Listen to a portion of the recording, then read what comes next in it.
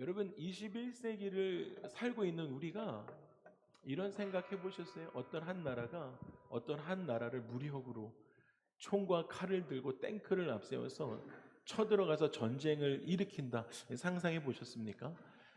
요즘에 누가 그렇게 할까 싶은데 여러분 2022년 2월 24일 날 러시아가 우크라이나를 그렇게 침공해서 지금도 전쟁 중에 있습니다. 그런데 이 전쟁이 시작됐을 때 제가 그 러시아 군과 우크라이나 군복에서 특이한 점을 발견했어요. 바로 이 사진에 보시면 우크라이나 정규군들과 그리고 우크라이나의 의용군들이 많이 들어갔는데 그때 정부군과 의용군을 좀 분리하기 위해서 구분하기 위해서 그렇게 했나 싶었는데 그렇지 않았습니다. 의용군도 그렇고 정부군도 그렇고 모두 파란색 띠 아니면 노란색 띠를 메고 그리고 전쟁에 임하는 것을 볼 수 있었습니다.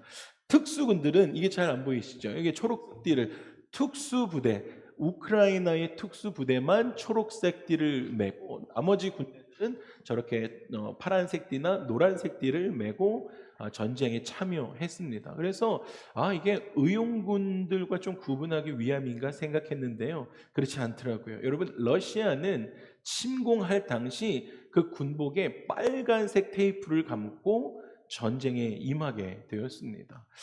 그것이 무슨 의미입니까?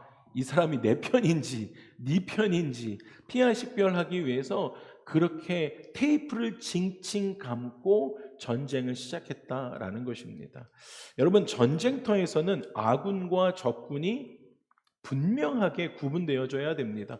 그리고 요즘 전쟁에서는 군복이 러시아군과 우크라이나 군복이 거의 비슷하기 때문에 구분할 수가 없었다라는 거예요. 그래서 빨간색 띠를 메고 파란색 띠를 메고 이게 무슨 페인트볼도 아닌데 그렇게 지금 전쟁을 하고 있습니다. 믿겨지십니까? 21세기에 있어서는 안 될 일들이 일어나고 있습니다. 그런데 그렇게 하는 이유는 아군과 적군을 구별하기 위함이죠. 여러분 제가 신혼 초에 아내와 세웠던 모토가 하나 있는데 부부끼리는 자존심 내세우지 말자였습니다. 자존심은 세상에 나가 있을 때, 일터에 가 있을 때 나와 내 가정을 지키기 위한 것이 자존심이고 내 편에게는 자존심 부리지 말자. 아내에게 또 남편에게 내 자존심 내세우면서 싸우지 말자라는 것이었습니다. 그런 모토를 세우고 지키려고 노력하며 살아가고 있습니다. 한마디로 무엇이었습니까? 그러니까 내 편인 아내에게 이렇게 그 아군에게 총질하지 말자라는 것이었죠. 그러니까 적군과 아군을 구별하자라는 것이에요. 여러분 내 아내는 적군이 아닙니다. 네. 여러분 근데 우리 신앙생활에도 피아식별이 필요한 것입니다. 왜냐하면 신앙생활을 하실 때 모두 다 내 편이 되는 것이 아닌 것이죠. 왜 그러냐면 예수님께서 이 땅에 오실 때 목적 있게 오셨잖아요. 이 땅에 오실 때 첫 번째는 우리를 구원하기 위함, 그리고 두 번째는 마귀의 일을 멸하려 이 땅에 오셨습니다. 그러니까 마귀를 멸하려는 그 순간, 멸하시는 그 순간 마귀는 우리의 적이 되었습니다. 그리고 예수님께서 이 땅에 오셔서 마귀의 일을 멸하는 그 순간부터 우리 안에는 영적인 전쟁이 시작되어진 것입니다. 사도 요한은 우리를 어떻게 편을 나누어 주었냐면 예수님을 믿는 사람들, 여러분들 우리가 예수 그리스도가 나의 구원자이십니다 라고 고백하는 자들에게는 하나님의 자녀가 되는 권세를 주셨다라고 성경은 증언합니다. 여러분 우리는 하나님의 자녀입니다. 할렐루야. 그 권세가 우리 가운데 있어요. 그 하나님의 자녀된 권세를 가진 자들과 마귀의 세력 사이에는 영적인 전선이 형성되어져 버렸습니다. 그래서 이 영적 전쟁 구도는 하나님의 자녀들과 vs 마귀의 세력 간의 영적인 전선이다라는 것입니다. 그리고 성경은 이렇게 대치하며 살아가고 있는 이 두 진영을 빛과 어둠으로 표현하고 있습니다. 여러분 우리는요 사실 예수를 믿기 전에 예수님을 믿고 살아가는 이 시즌 말고 이 born again 하기 이전에는 우리는 예수를 몰랐을 때는 어둠에 속한 사람들이었습니다. 그런데 예수님을 믿고 구원받은 지금은 우리는 그 이후부터는 빛의 자녀로 살아가게 된다라는 것입니다. 그래서 우리는 여러분 꼭 기억하셔야 돼요. 누가 적인지, 이 영적인 전쟁 가운데 누가 아군인지 구분하며 세상을 살아가야 합니다. 여러분 무슨 영화의 스파이처럼 세상에도 한 발 들여놓고 세상에서도 야, 내가 크리스천인 거를 아무도 모르게 하라 라고 하면서 살아가고, 또 교회 와서도 내가 크리스천으로 살아가면서도 세상에서 한 짓을 모르게 살아가는 스파이적 삶을 살 수가 없습니다. 그리고 성경 안에서는 그렇게 양쪽을 다, 양발을 다 딛고 살아가는 사람들, 하나님이 거룩하신데 그 안에 거룩함이 없어서 세상에 어둠에 거하며 살아가는 사람들의 삶을 죄다라고 이야기하고 있습니다. 여러분 오늘은 그래서 죄에 대해서 이야기할 거예요. 사실은 교회에서 대예배 때 죄라는 토픽을 가지고 설교하기 쉽지 않습니다. 그런데 여러분 우리는 이것에 대해서 아주 명확하고 클리어하게 여러분의 삶에 죄에 대해서 인식해야 됩니다. 여러분 우리 가운데 어떤 위로의 말씀 너무 중요하죠. 그런데 우리가 세상을 살아가면서 내가 크리스천으로 살아가는데 죄에 대해서 무지한 삶을 살아가면 우리는 이것이 죄인지 아닌지 알지 못하고 그냥 그저 그렇게 스파이 노릇하면서 살아가게 된다는 것입니다. 그런데 여러분 죄가 무엇인지 명확하게 내 삶에 인지하는 순간 우리는 하나님의 자녀된 그 권세 안에서 빛된 삶을 살아갈 수가 있습니다. 그래서 오늘 성경 말씀의 이 배경을 좀 보니까 사도 요한이 어느 교회에서 성도들에게 말씀을 가르치고 있는 상황이었는데 그 이후의 상황을 오늘 이 예배 가운데 좀 나눠보고 싶습니다. 사도 요한이 그 죄에 대해서 선포했어요. 그러면서 그들 가운데 설교 말씀을 나누었던 그 설교 제목이 우리가 좀 개수해 보면 죄와 싸워서 이기는 성도, 이 정도 될 거예요. 그래서 죄와 싸워서 이기는 성도들의 삶이 어떤 것인지 사도 요한이 그렇게 설교를 했습니다. 그리고 나서 티타임 하면서 성도들과 함께 모여있는 상황이에요. 성도들이 사도 요한에게 죄에 대해서 묻기 시작합니다. 첫 번째 이렇게 물어봅니다. 사도 요한, 죄가 무엇입니까? 라고 물어봤어요. 여러분 죄가 무엇입니까? 라고 물어봤습니다. 그랬더니 오늘 말씀에 이렇게 이야기하죠. 아주 간단하게 죄는 불법입니다 라고 이야기. 여러분 죄는 불법이라는 거예요. 여러분 불법이다 라고 하는 이 이야기는 법이 없다라는 이야기잖아요. 죄를 범하는 사람들은요 법이 없어요. 무슨 법이 없습니까? 하나님의 법이 그 안에 없습니다. 하나님의 법을 지키며 살아가지 않는 사람, 그것이 죄입니다. 하나님께서 세워놓으신 그 법을 무시하고 외면하는 사람들입니다. 그런데 여러분 중요한 것이 있어요. 제가 이거 모르고 지은 죄입니다 라고 하는 경우도 있는데, 중요한 것은 바울이 이렇게 이야기해요. 하나님께서 모든 사람에게 하나님을 알만한 것들을 심어 놓으셨다라고 말씀합니다. 여러분 이것은요 우리가 하나님을 향해서 마음을 열기 시작하면 얼마든지 하나님을 알 수 있도록 하나님이 우리를 창조하셨다라는 거예요. 그런데 그 마음을 문을 여는 건 내가 해야 되는 것이죠. 그렇게 하는 자들은 하나님을 알 수 있는 방법을 하나님께서 심어 놓으셨대요. 모든 사람들은 하나님을 알 수 있습니다. 여러분 죄를 짓는 것에서도 마찬가지인 것이죠. 여러분 사실 죄 짓는 사람들 그게 죄인지 다 압니다. 그런데 그들은 하나님을 알만한 것들을 어떻게 합니까? 무시해요.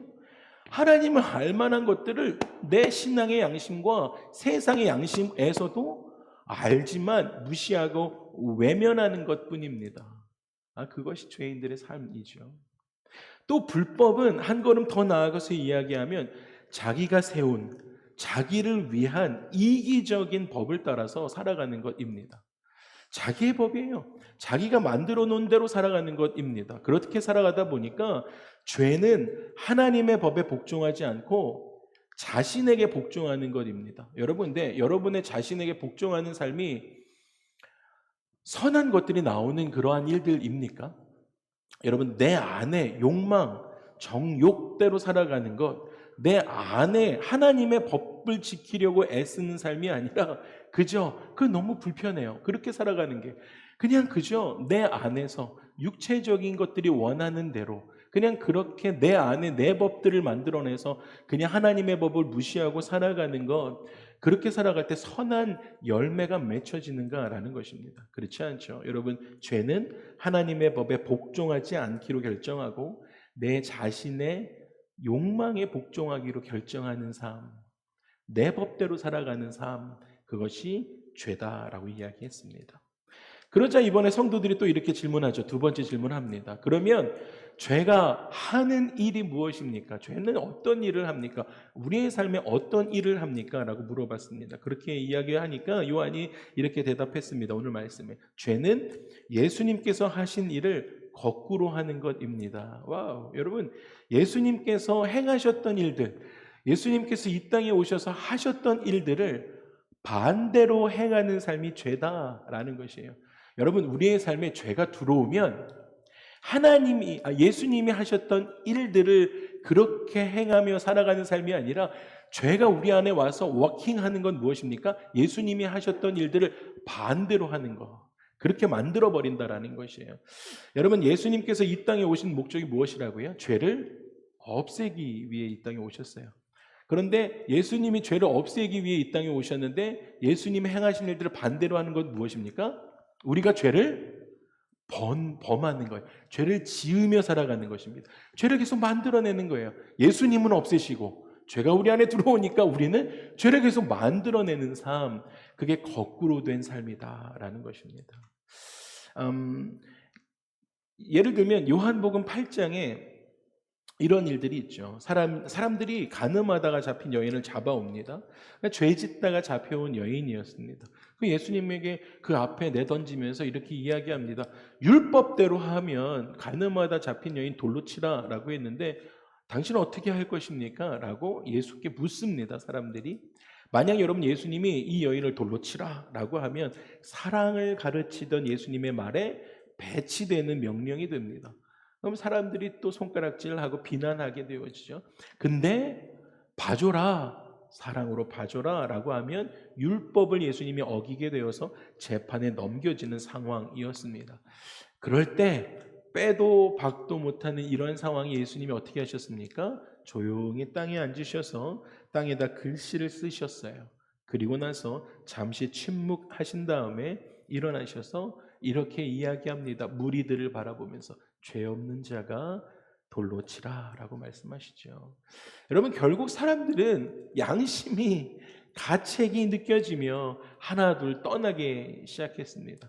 그리고 그 자리에는 예수님과 이 여인만 남아있게 되어집니다. 그리고는 죄가 없으신 예수님만이 하실 수 있는 말씀을 하시죠. 나도 너를 정죄하지 않는다. 여러분, 죄가 없는 분이 할 수 있는 이야기예요. 내가 너를 정죄하지 아니하노니 가서 다시는 죄를 범하지 말라라고 말씀하십니다. 여러분, 그런데 만일 이 여인이 다시 가서 동일한 범죄를 범한다라고 하면 예수님께서 지금 이 하신 일들을 어떻게 하는 것입니까? 거꾸로 하는 것입니다. 그것이 죄입니다. 예수님은 분명하게 이 여인을 살리시기 위해서, 이 여인의 죄를 해결해 주시기 위해서 행하셨던 그 행위들을 이 여인이 가서 죄를 범하면 거꾸로 하는 것이죠. 그래서 요한이 죄는 예수님이 하신 일들을 거꾸로 하는 것이다 라고 이야기했던 것입니다. 마치 이런 것이죠. 이렇게 깨끗한 이 와이트보드에 어떻게 하다가 잘못해서 낙서를 막 했어요. 낙서를 막 해놓고는 이거 이렇게 하면 안 되는데 후회합니다. 그리고 나서 하얀색 페인트로 잘 깨끗하게 지웠습니다. 그리고 나서 거꾸로 한다라는 것은 다시 여기다가 낙서를 하는 행위입니다. 예수님께서 저와 여러분의 이 낙서들을 깨끗하게 지워주셨는데 여러분 다시 와서 그 똑같은 죄를 여기다가 낙서하는 행위, 그것이 거꾸로 하는 죄가 되어진다는 것이에요. 그랬더니 성도들이 또 이렇게 물어요. 그러면 왜 예수님을 믿는 사람들이 아직도 죄를 범합니까? 그렇다면 왜 아직도 이렇게 죄를 범하며 살아갈 수밖에 없습니까? 라고 이야기합니다.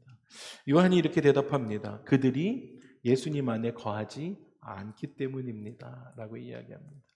여러분, 오늘 죄에 대해서 잘 또 기록도 하시고 하셨다가 여러분 죄에 대해서 좀 클리어하게 여러분의 삶에 가지고 가셨으면 좋겠어요.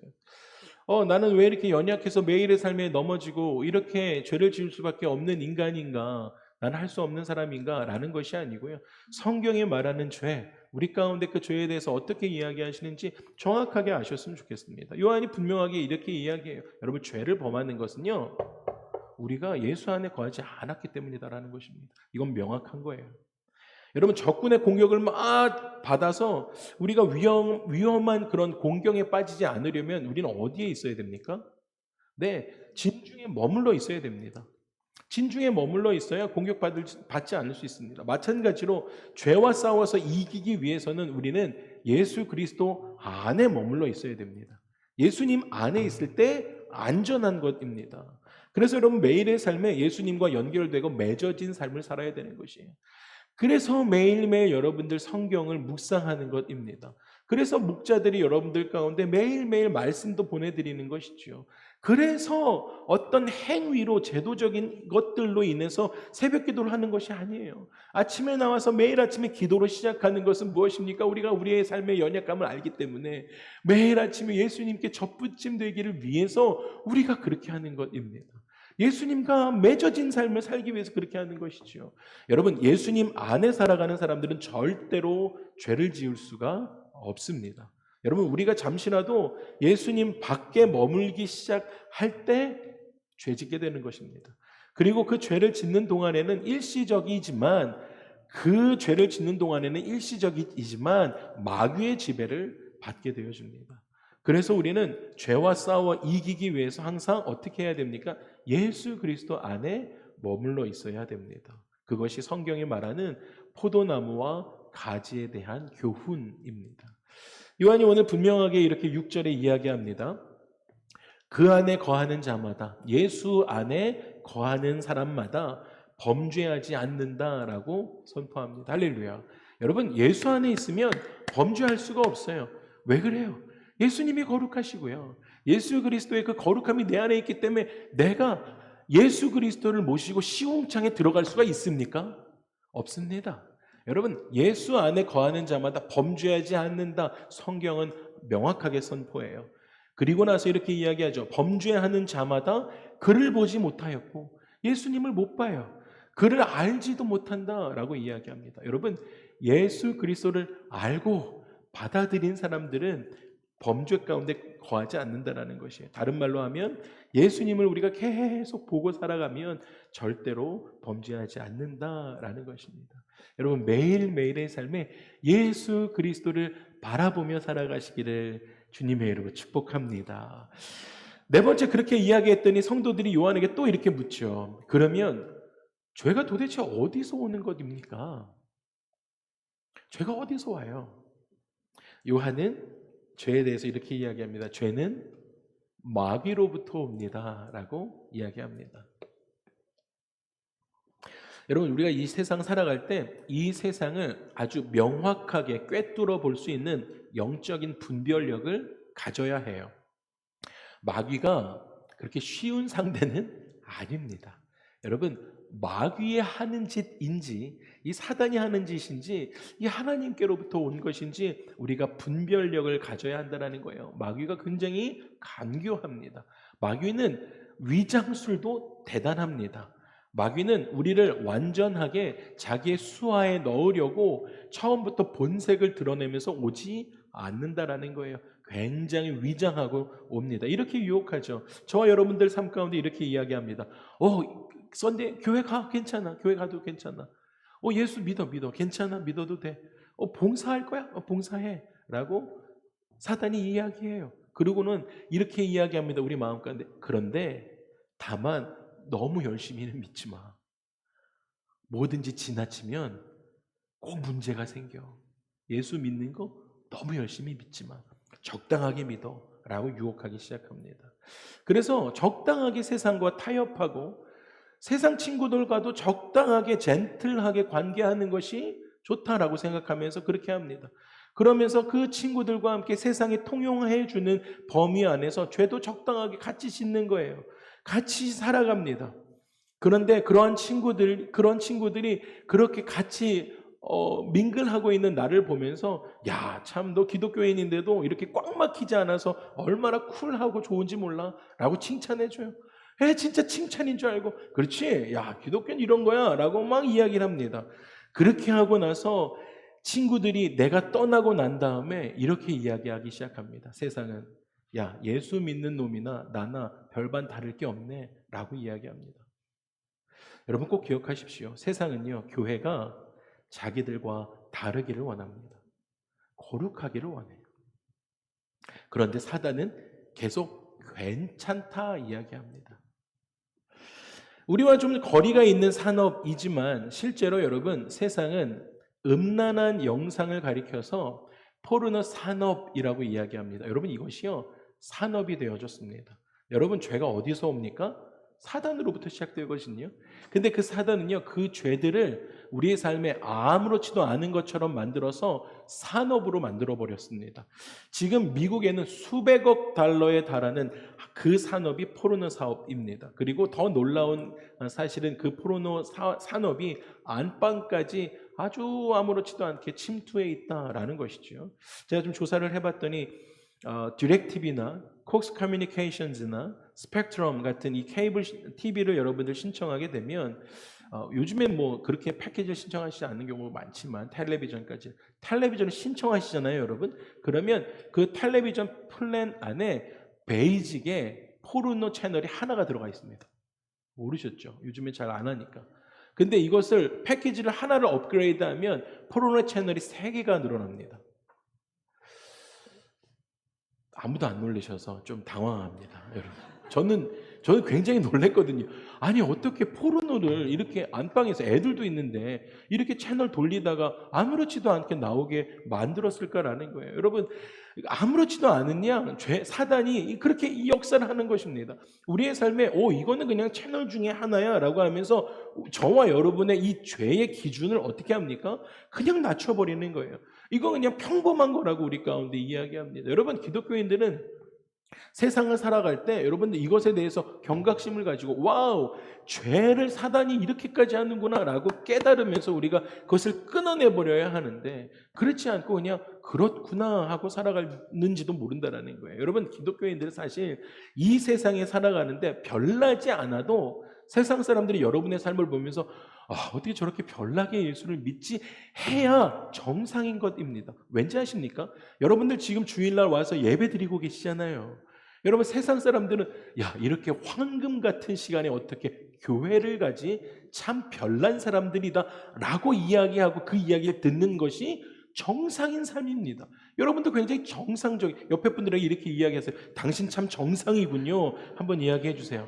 여러분들 정상이십니다. 아주 정상이세요. 여러분 정말 이것이 정상적인 삶입니다. 여러분 그런데 세상의 방식으로 살지 않기 때문에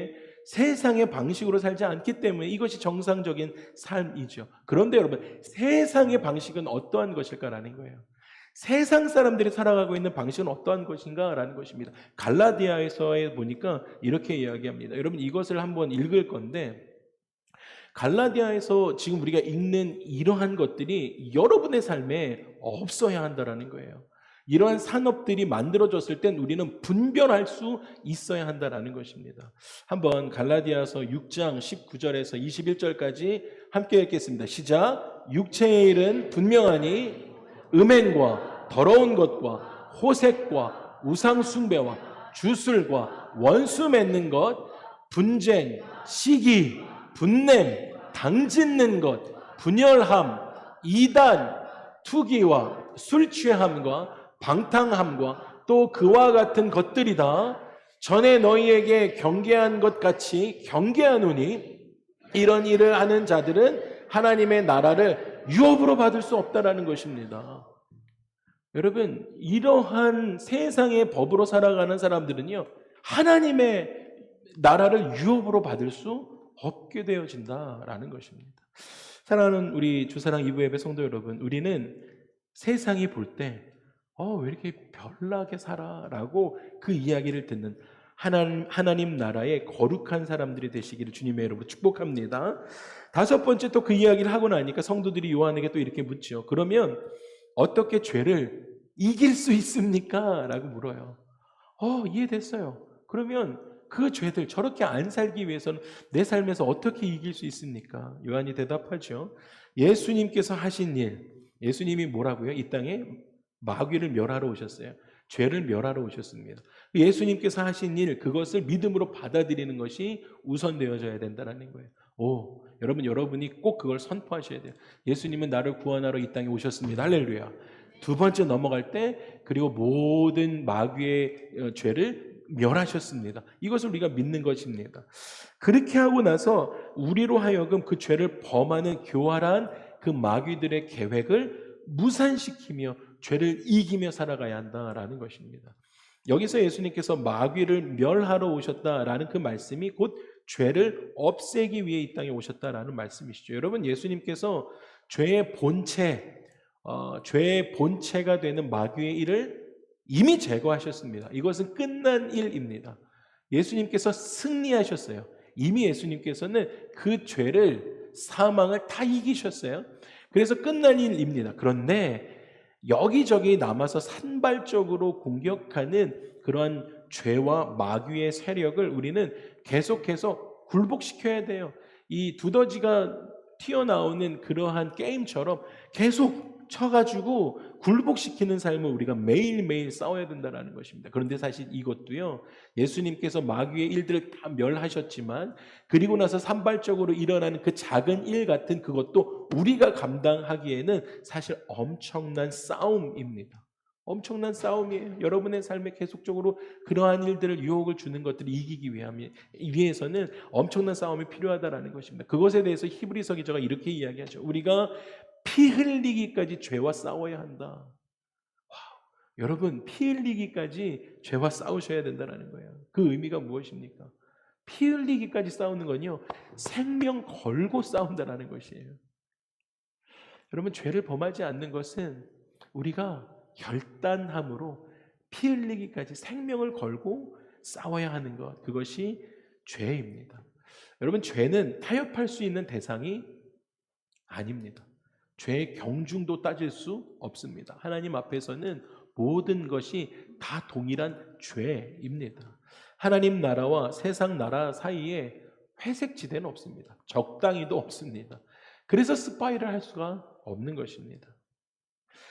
여섯 번째, 성도들이 또 요한에게 이렇게 묻습니다. 그러면 우리가 다시 죄를 짓지 않을 수 있는 보증과 근거도 있습니까? 라고 물어요. 그랬더니 요한이 9절에 이렇게 대답하죠. 하나님께로부터 난 자마다 계속해서 죄를 짓지 않는다. 그것이 죄가 멈춰진다는 얘기예요. 이는 하나님의 씨가 그의 속에 거하며 그도 범죄하지 못하는 것은 하나님께로부터 났기 때문이다 라는 것입니다. 여러분, 우리가 우리의 정체성이 무엇인가 세상에 아주 명확하게 이야기해야 됩니다.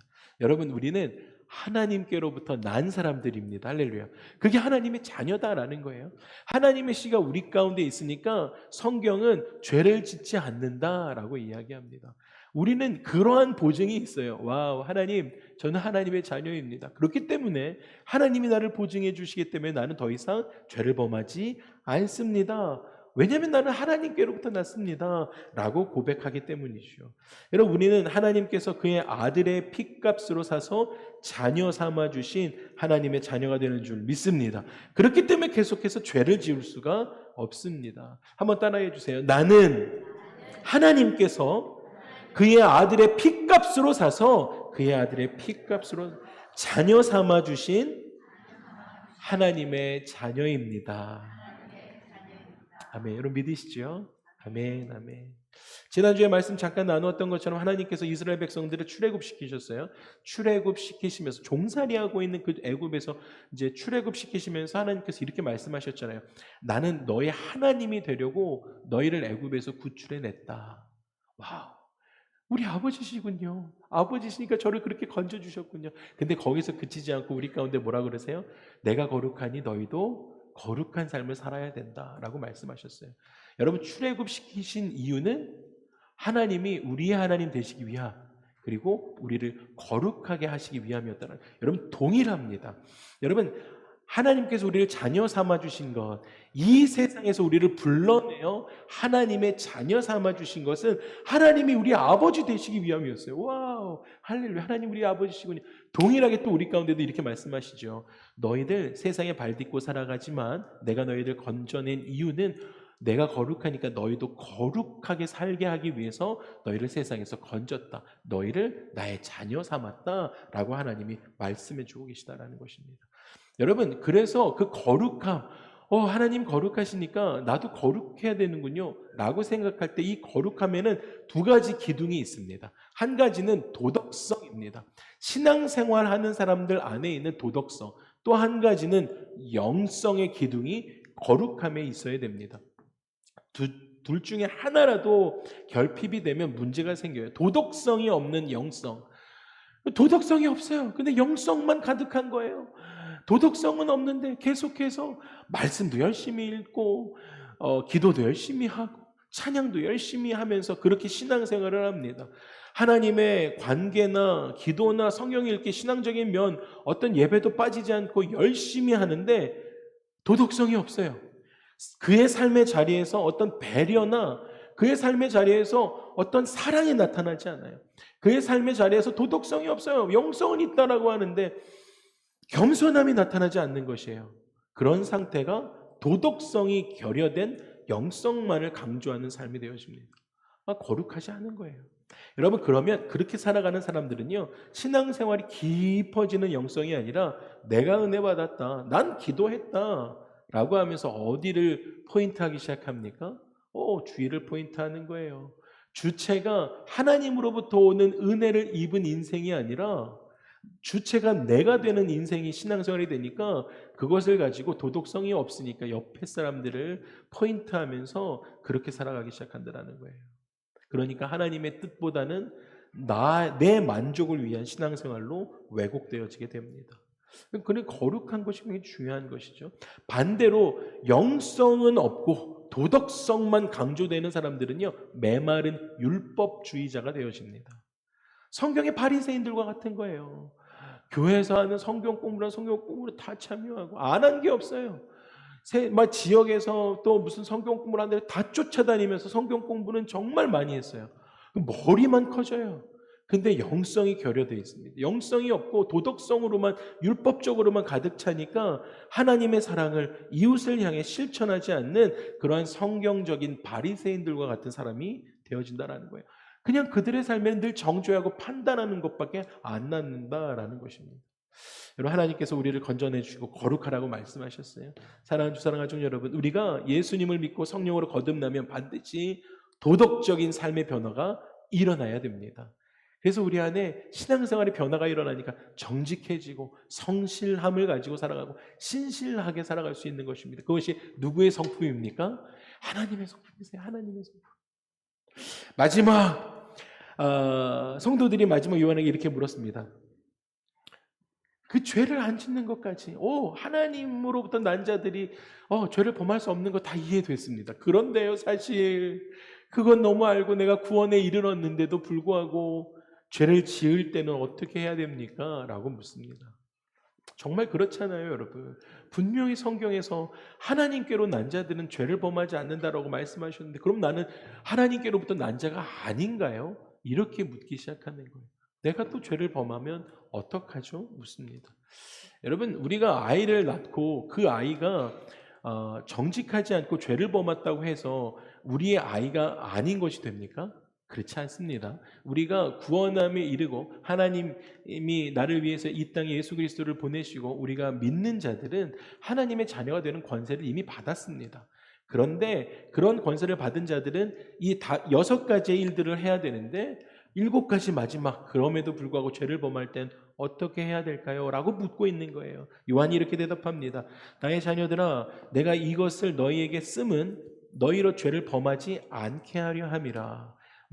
그럼에도 불구하고요, 만일 누가 죄를 범하면 의로우신 예수 그리스도가 우리 안에 있느니라. 그는 우리 죄를 위한 화목 제물이니 우리만 위할 뿐 아니요 온 세상의 죄를 위하심이라 라고 말씀하십니다. 여러분, 예수님이요 저와 여러분들의 죄를 위해서 옆에 와 계시다라는 것입니다. 그리고 저뿐만 아니라 여러분뿐만 아니라 예수님은 온 세상을 위하셔서 그렇게 하고 계시다라는 것이에요. 이 말씀을 좀 풀었으면 이렇게 됩니다.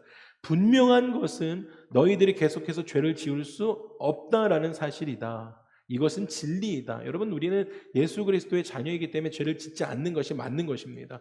너희 안에 계신 성령께서 너희로 하여금 계속해서 죄를 짓도록 내버려 두시지 않는다라는 거예요. 그러나 너희가 연약해서 잠시 순간적으로 죄를 범할 때에는 너희를 위한 중보자가 하늘에 계신다. 그가 곧 예수 그리스도시다. 그가 지금도 우리를 위하여 기도하고 계신다라고 요한이 이야기했다라는 것입니다. 여러분, 연약해서 순간적으로 죄를 범할 때는 꼭 여러분 돌이키셔야 돼요. 그리고 누구를 기억해야 됩니까? 나를 위하여 중보하고 계신 예수 그리스도를 바라보고 돌아와야 한다라는 것입니다. 여러분, 꼭 연약함으로 넘어질 때 예수님을 기억하시는 저와 여러분의 삶이 되기를 주님으로 축복합니다. 말씀을 마무리하겠습니다. 사랑하는 우리 주사랑 가족 여러분, 죄의 문제는요 신앙의 연수와 상관없습니다. 여러분, 예수 믿은 지 한 달 된 분들도 죄의 문제에 있어서 경각심을 가지고 계속 부단히 애써야 해요.